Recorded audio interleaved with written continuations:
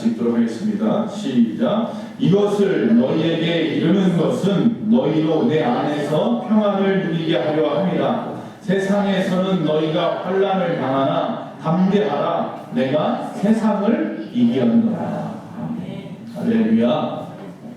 내가 뭐를 했다고요? 세상을 이겼다. 하나님의 말씀의 제목은 우리가 치러야 할 값이 있다고 합니다. 자, 우리가 지금 찬양할 때 맨 처음에 이것을 너희에게 이름은 하면서 담대하라 라고 하는 찬양을 시작을 했어요.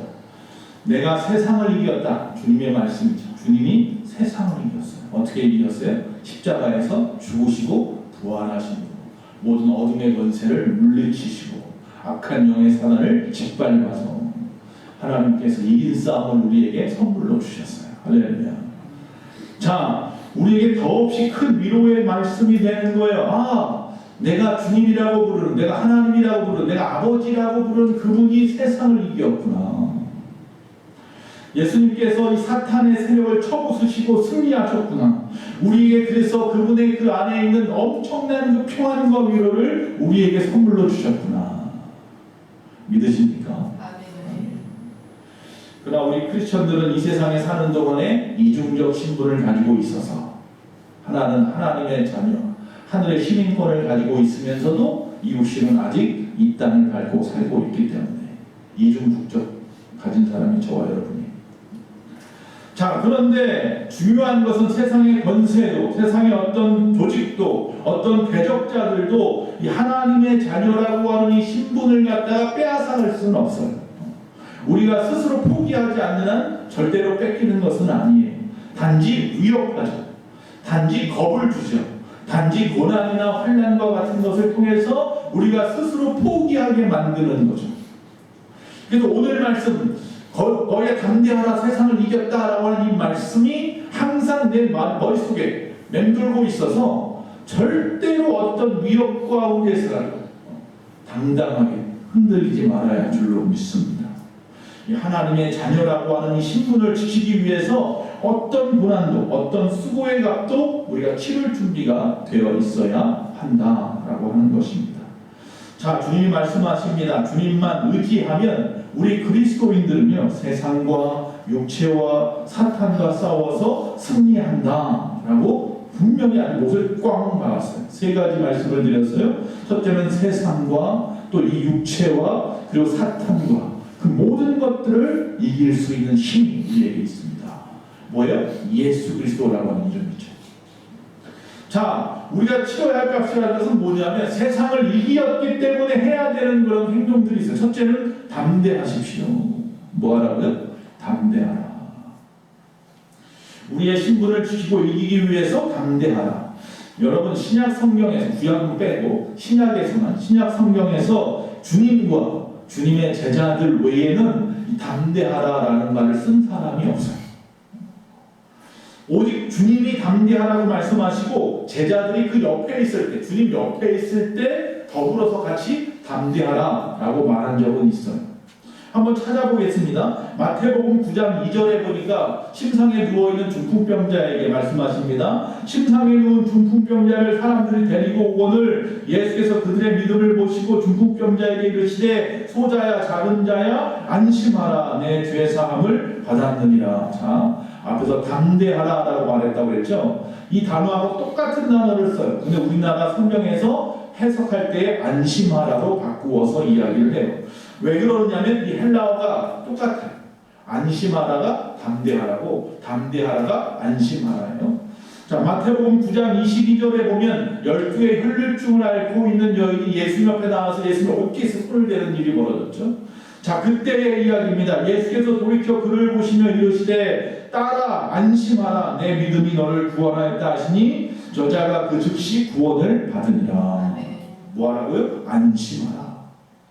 마태복음 14장 27절에 제자들이 그만 풍랑을 만났습니다. 그때 예수님이 무리를 걸어오시면서 그 제자들에게 하신 말씀이 예수께서 즉시 이르시되 안심하라 나니 두려워하지 말라. 마가복음 10장 49절에 앞을 못 보는 거지 바디메오에게서 또 말씀하십니다. 예수께서 머물러 서서 그를 부르라 하시니 그들이 그 맹인을 불러 이르되 안심하라 일어나라 그가 너를 부르신다 하매 제자들이 말하는 거죠. 예수님 불러와라. 그러니까 불러오면서 안심하라. 예수님이 너를 부르는 거야. 걱정하지 말고 쫓아와. 아픈 못 보니까 불안한데 쫓아오라니까 쫓아가는 거예요. 사도행전 23장 11절에 보면요. 바울이 전도여행을 마치고 가이사를 잡혀가죠. 잡혀갈 때에 이 총독부 앞에 포동될 때에 그날 밤에 주님께서 말씀합니다. 그날 밤에 주께서 바울 곁에 서서 이르시되 담대하라. 여기 또 담대하라 나옵니다. 내가 예루살렘에서 나의 일을 증언한 것 같이 로마에서도 증언하여야 하리라 하시니라. 할렐루야. 네가 지금 가이사랴로 끌려가는 것은 다시 로마로 가기 위한 준비하는 거니까 걱정하지 말고 그냥 끌려가랍니다. 그래서 로마로 끌려갈 때도 담대했다라는 것이죠. 주님이 말씀하시니까 할렐루야. 주님이 말씀하시니까 중풍병이 나왔습니다. 주님이 말씀하니까 자궁출혈병이 나왔습니다. 주님이 말씀하시니까 소경이 눈을 떴습니다. 주님이 말씀하시니까 어떤 육체의 질병도 나음을 입었습니다. 할렐루야. 그러니 여러분 육체의 질병이 있으십니까? 안심하시기 바랍니다. 육체의 질병이 있으십니까? 담대하시기 바랍니다. 또 인생의 풍랑을 만났습니다. 제자들이 여러분 혹시 인생의 풍랑을 지금 만나고 계십니까? 뭐라고 말씀입니까? 주님께서 그 즉시로 그에게 나와서 안심하라. 나니 두려워하지 말아라. 그분을 만나기만 하는 거예요. 사단의 권세 앞에 죽음 앞에 앞두고 있을 때의 풍전등화 같은 상황 속에 바울에게도 담대하라 라고 말씀하고 있습니다. 주님이 함께 하십니다. 할렐루야. 우리 주님은 부활하심으로 말미암아서 육체와 세상과 사탄을 이기신 분이기 때문입니다. 그래서 안심하십시오. 육체를 이기신 분이기에 여러분의 문제 해결할 수 있습니다. 아멘. 사탄을 이기신 분이기 때문에 어떤 유혹과 어떤 그런 것 가운데서라도 하나님이 지켜주실 줄 믿습니다. 자, 로마서 8장 37절에 아주 이렇게까지 못을 받습니다. 그러나 이 모든 일에 우리를 사랑하시는 이로 말미암아 우리가 어떻게 해요? 넉넉히 이기느니라. 할렐루야. 넉넉히 이기느니라. 그냥 대충 이기는 거 아니에요. 겨우 이기는 거 아니에요. 어떻게 해요? 넉넉하게 이기는 거예요. 할렐루야. 넘치도록. 자, 두 번째 담대하여야 하고요. 주님이 우리와 함께 하시니 그분의 말씀을 내가 들었다면 담대하시고, 두 번째 그리고 용서하십시오. 용서하십시오. 자, 용서라고 하는 것은요, 잘못 행한 것을 용납해 주거나 면제해 주는 것 이렇게 되어 있습니다. 사전에 보니까.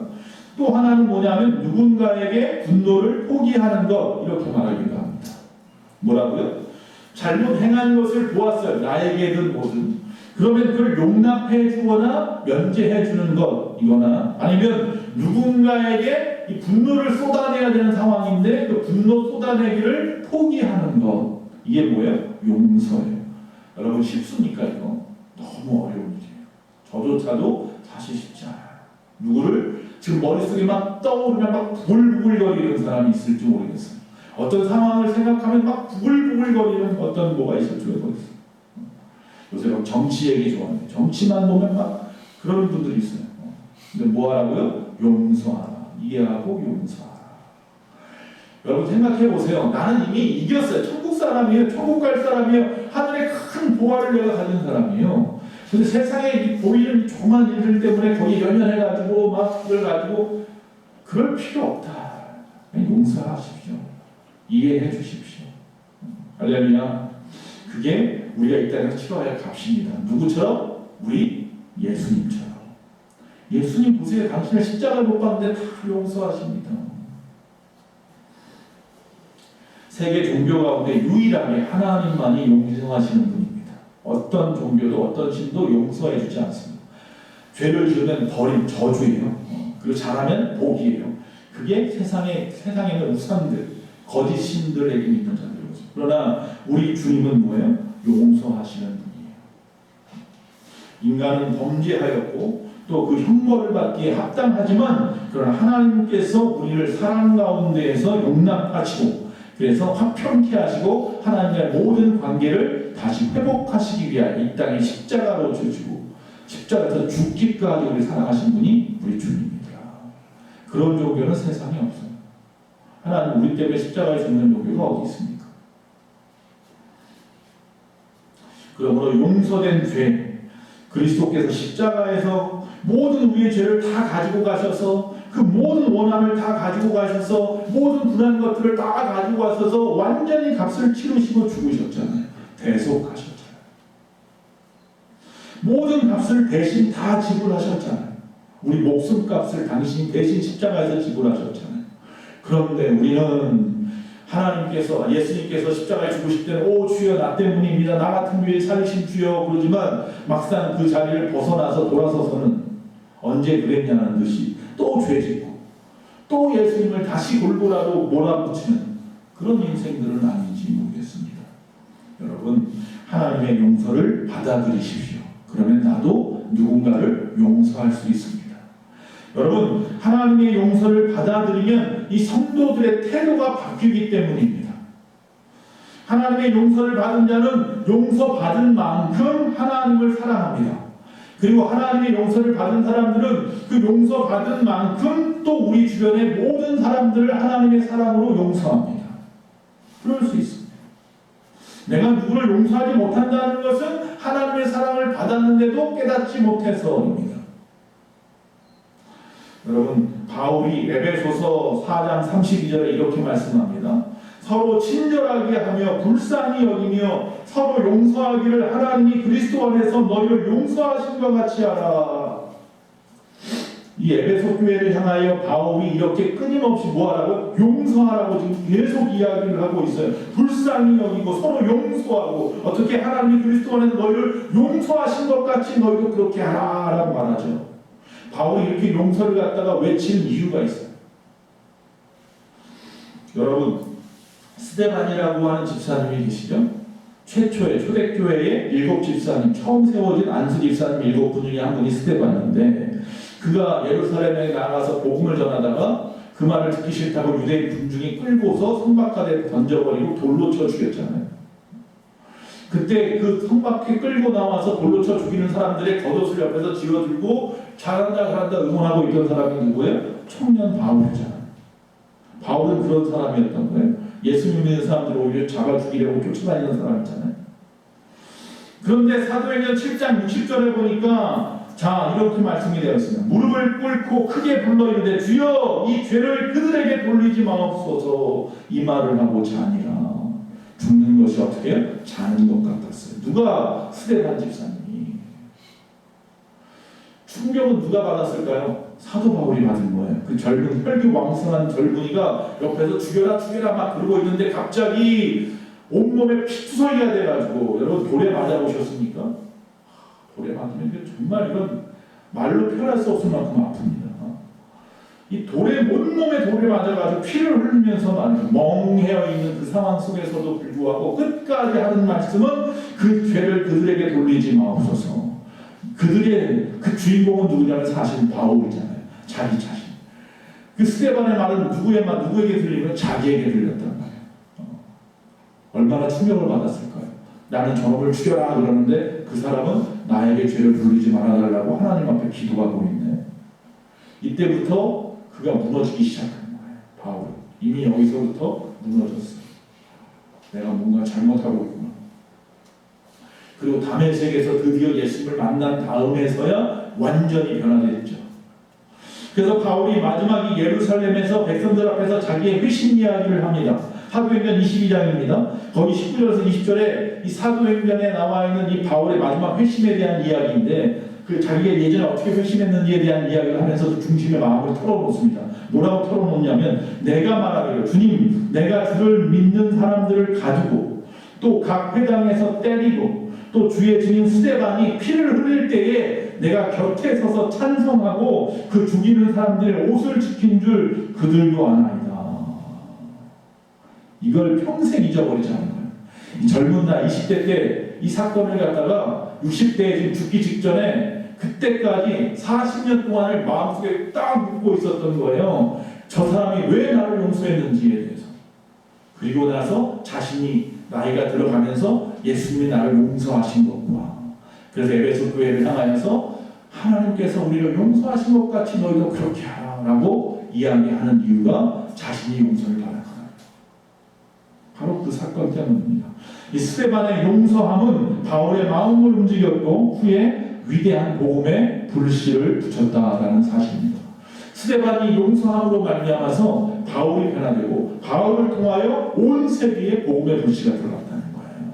놀라운 일인 거예요. 여러분이 어느 누군가를 한번 용서해 주면요, 그 사람이 변화돼서 나중에 나에게 어떻게 오히려 은혜를 갚을지 몰라요. 아니, 세상에서 얼마나 큰 위대한 일들을 할 수 있을지 몰라요. 세 번째, 자, 두려워하지 말라고, 담대하라고 말씀을 하시고, 용서하라고 말씀을 하시고, 또 뭐라고, 세 번째, 그리고 뭐예요? 두려워 말라고 말씀하고 계십니다. 요한계시록 2장에 보면 7교회에다가 편지를 씁니다. 하나님께서, 주님께서. 자, 그 편지에 나오는 교회 중에 서머나 교회가 있습니다.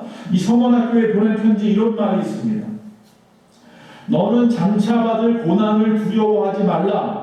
볼지어다 마귀가 장차 너희 가운데에서 몇 사람을 옥에 던져 시험을 받게 하리니 너희가 10일 동안 환난을 받으리라. 내가 죽도록 충성하라. 그리하면 내가 생명의 관을, 이전에 멸류관이죠, 멸류관을 내게 주리라. 자, 여기 보면요, 고난을 받는다 안 받는다? 받는답니다. 예수 믿는 사람들은 고난을 받습니다. 예수님이 말씀하는 고난 받는다라고 말합니다. 단 며칠 동안이라고 되어 있어요? 10일 동안 환난을 받으리라 그랬어요. 열흘만 받는데, 이 열흘이라는 의미는 딱 열흘이라는 의미가 아니라 짧은 시간이라는 거예요. 그래서 이 말씀은 소망의 말씀이에요. 이 마지막 때에 예수 믿는 것 때문에 사단이 발동하여서 수많은 방법으로 우리를 넘어뜨리려고 폭박하고 고난을 줄 텐데, 그 엄청난 환난을, 시련을 내가 이길 수 있는 힘은 예수님을 바라고, 그 십자가의 사랑, 그 고난을 내가 동참함으로도 되지만, 오늘 이 말씀 속에서 끊임없이 우리에게 위로하고 있으니 이 말씀을 묵상함으로도 될 수 있다는 거예요. 그래서 여러분이 새벽마다 말씀을 묵상하는 거예요. 그 말씀이 나를 고난 가운데 승리하게 하고 나를 지켜주거든요. 그래서 이 말씀을 보니 10일 동안만 환난을 받는데 얼마나 좋습니까? 할렐루야. 10일 정도는 뭐, 누구는 24일 동안 금식도 한다는데, 단식도 했는데. 그러니 장차 받을 고난을 두려워하지 마십시오. 할렐루야. 그래서 10일 동안이라는 의미는 첫째로 이 날수가 적다라는 거니까 짧아요. 잠깐이니까, 눈 한번 감았다 뜰 정도니까 참아낼 수 있습니다. 겁먹지 마십시오. 지레 겁먹지 마십시오. 아직 당하지도 않은 일 때문에 죽겠다 하지 마시고, 그리고 나서 시간이 지나면 창피하잖아. 야, 이것도 내가 못 이겨서 죽겠다 했나? 그런 일들이 지금까지 수두룩했잖아요. 지금 살아오면서. 또 중요한 것은 뭐냐면 정해진 거예요. 딱 며칠이라고 정해져 있잖아요. 여러분, 이게 안 정해 있으면 힘들어요. 너 죽어.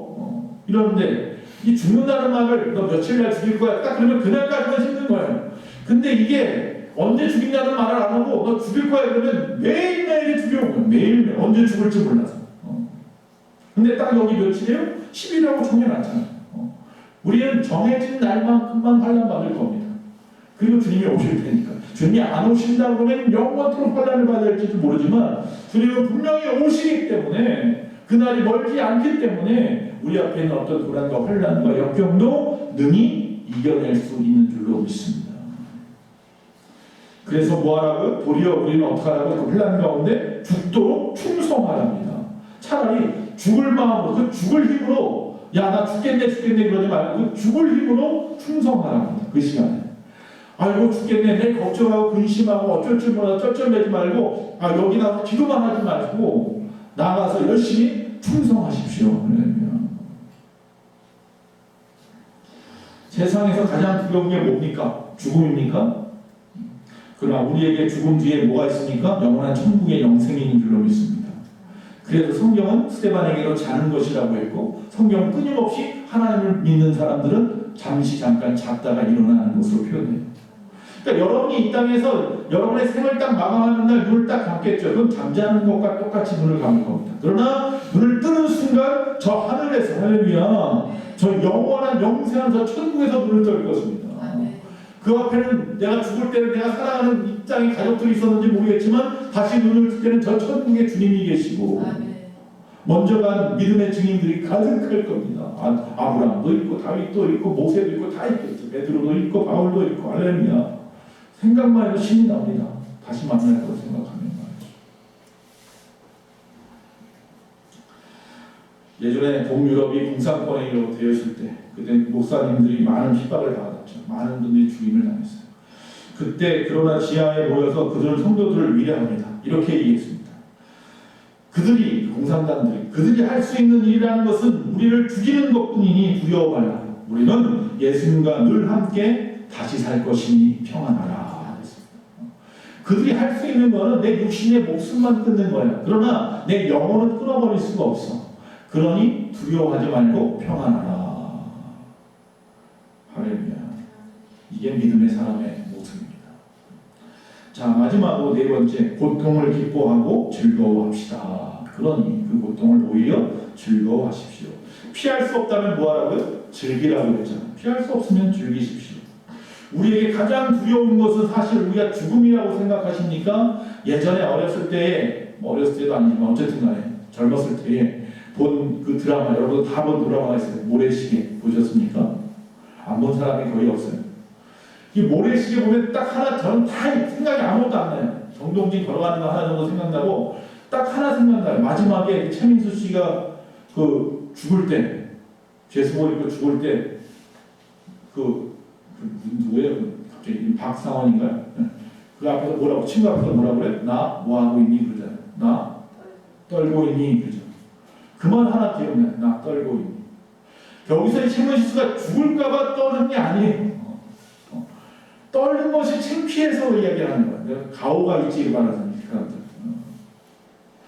여러분, 다시 말하면 두려운 것은 죽음이 아니라 고난이 지금 당장 당하는 그 고난이 무서워서 주님을 모른다 할까봐 이 비겁함 때문에 두려운 거예요. 사실 우리가 비겁해지지 맙시다.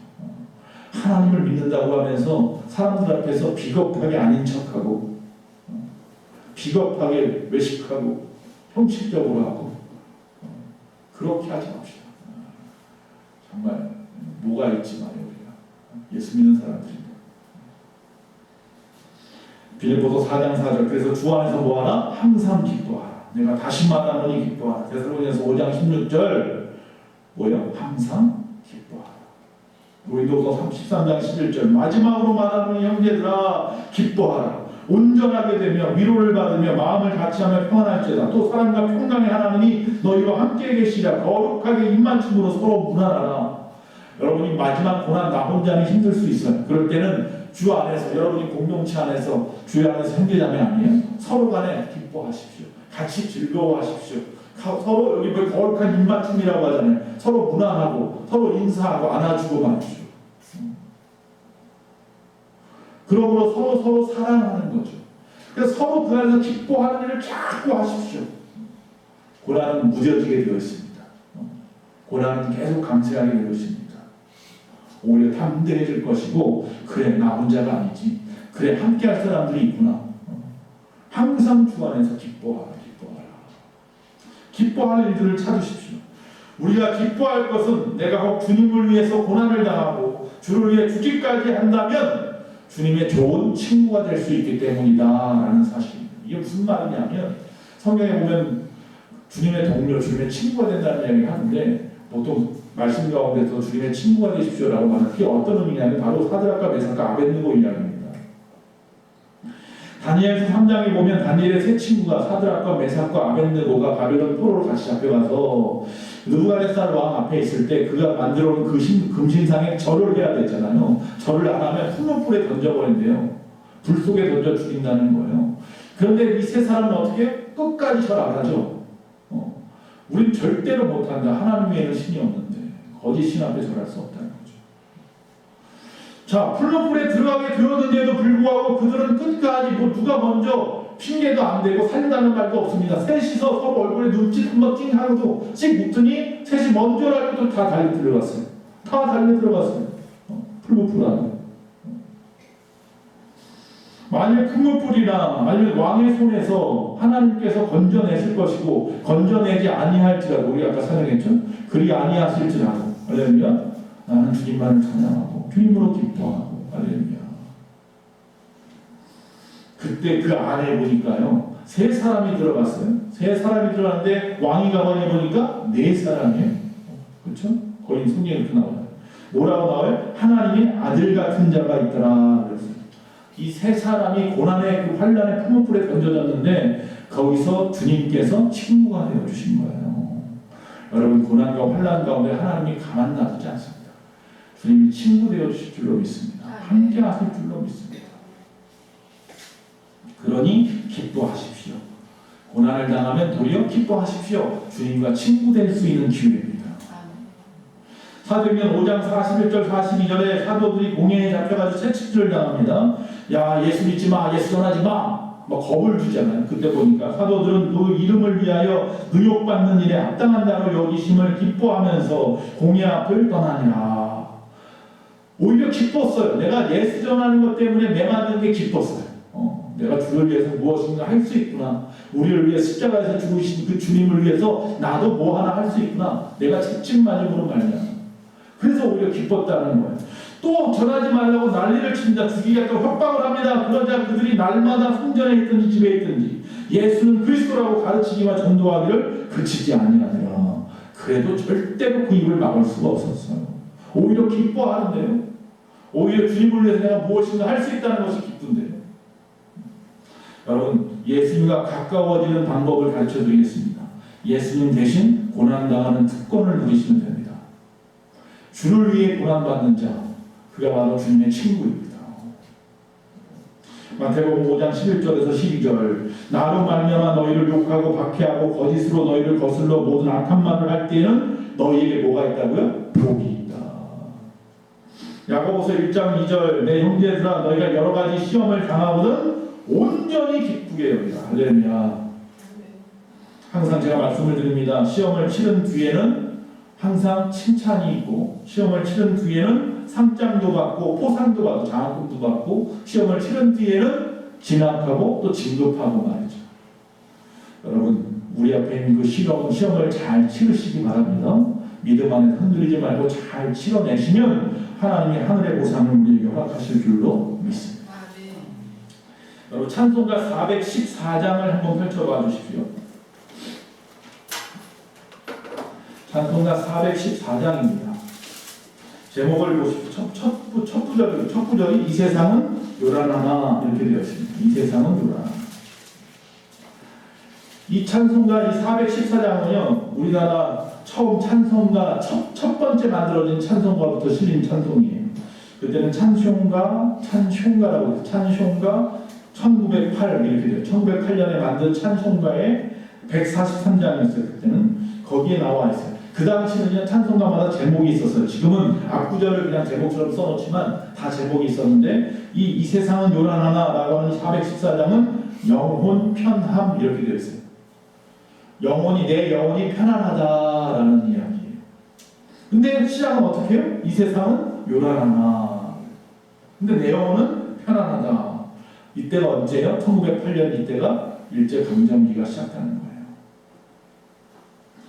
그래서 이 일제강점기 때 일본이 이 나라를 강제로 합방을 하고 온갖 강압적인 협박을 하고 각종 스타를 해가고 교회들마다 핍박을 하고 전국 예배당마다 고통당하는 게 일수였고 불살라져 버리고 문이 닫히고 말이죠. 그래도 끝까지 그 교회에 모여서 성도들이 새벽마다 모이고 몰래 모여서 그들이 아침으로 저녁으로 모여서 뭐예요? 찬송을 부르는데 가장 많이 부른 찬송가가 바로 이 찬송이에요. 이 세상은 요란하나. 이것을 통해서 하나님의 위로를 기원하는 거죠. 그래서 어떤 노 목사님께서 이 찬송을 안 부르는 것을 안타깝게 생각을 한다고요. 요새는 이 찬송을 잘 안 부르네. 예전에는 이 찬송을 많이 불렀는데 우리 모두 담대합시다, 용서합시다, 두려워하지 맙시다, 노력 기뻐하고 즐거워합시다, 하늘의 상이 큽니다 이렇게 외치고 난 다음에 이 찬양을 불렀는데, 자, 요한계시록 7장 9절에서 12절 읽고 마치겠습니다. 내가 보니 각 나라와 족속과 백성과 방언에서 아무도 눈이 셀 수 없는 큰 무리가 나와 흰 옷을 입고 손에 종려가지를 들고 보좌 앞과 어린 양 앞에 서서 큰 소리로 외쳐 이르되 구원하시니 보좌에 앉으신 우리 하나님과 어린 양에게 있도다 하니 모든 천사가 보좌가 장로들과 내 천불의 주위에 서 있다가 보좌 앞에 엎드려 얼굴을 대고 하나님께 경배하여 이르되 아멘. 찬송과 영광과 지혜와 감사와 존귀와 권능과 힘이 우리 하나님께 세세토록 있을지어다. 아멘 하더라. 할렐루야. 이게 언제 이야기예요? 천국 갈 때 이렇게 하는 거예요. 이 말씀은 여러분이 좀 머릿속에 기억하고 계셔야 됩니다. 주님이 천군 천사와 살아난 자들과 함께 내려오실 때 이 찬양이 막 퍼진다라는 거예요. 사도 요한이 환상 가운데 본 거잖아요. 여기에다가 곡조를 붙인 게 아까 우리가 부른 찬양이고요. 이거 환상 가운데 보신 그분이 찬양을 만들었죠. 여러분, 우리는 예수님만 믿고 겨우 교회 나와서 겨우 구원받는 사람은 되지 마시기 바랍니다. 무슨 말씀인지 아시겠습니까? 겨우겨우 턱걸이에서 구원받는 삶으로 천국 가지 맙시다. 이왕 이 땅에서 예수 믿었으면 하늘의 상급을 받읍시다. 할렐루야. 참가하는 데 의의가 있지. 예, 참가하는 데 의의가 있습니다. 지옥 가는 것보다 몇만 배, 몇억 배 낫겠죠. 그러나 더 천국 가는 사람도 많을 텐데 최소한 하나님의 교회에서 말하는 숫자가 14만 4천이니까 최소한 14만 4천은 될 텐데 그러면 14만 4천 번째로 가면 안 되잖아요. 겨우 예수 믿고 겨우 교회 나와서 겨우 구원받는 사람 말고 오늘 말씀처럼 담대하게 하려면 용서하고 두려워하지 말고 기뻐하며 하늘의 선물을 바라보고 충성하다가 저 천국에 주 예수여 어서 오시옵소서 마라나타 그리고 나가기를 바랍니다. 할렐루야. 그런 저와 여러분 되기를 간절히 바랍니다. 그래서 그날 담대하게 목소리가 당당하게 주여 하고 외쳐야지. 아이고 벌써 오셨습니까? 이런 소리 하지 않도록 지금부터라도 언제 오실지 모르니까 여러분의 삶의 신앙의 모습을 돌이켜 보시기를 간절히